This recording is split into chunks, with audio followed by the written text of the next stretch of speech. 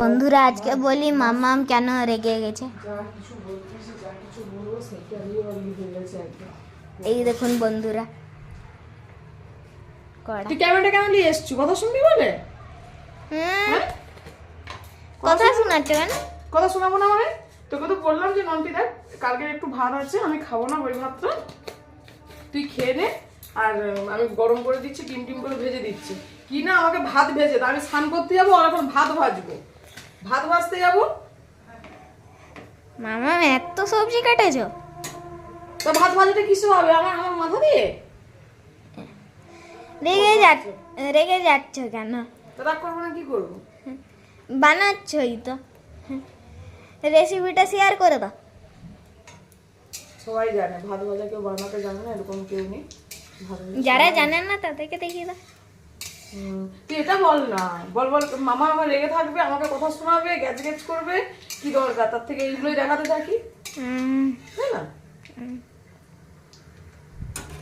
সব ঢেলে দেবো, অত যা থাকবে সব ঢেলে দেবো, যা হবে হবে।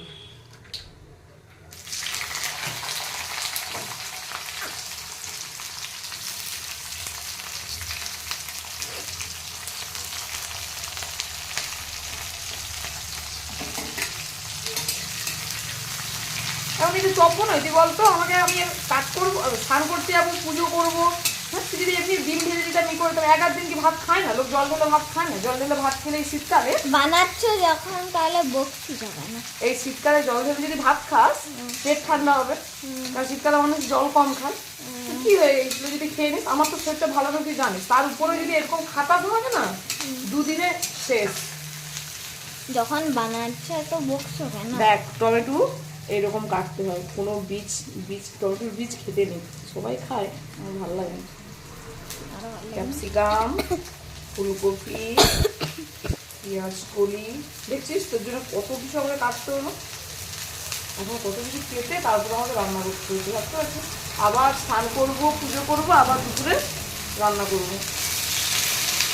মাথা গরম করেন মাথা গরম করবি মানে? তুই খাটাচ্ছিস আর বলছিস মাথা গরম করবি না? তুই খাটাবি আর মাথা গরম করে বলছিস? কি খাচ্ছিস? টমেটো।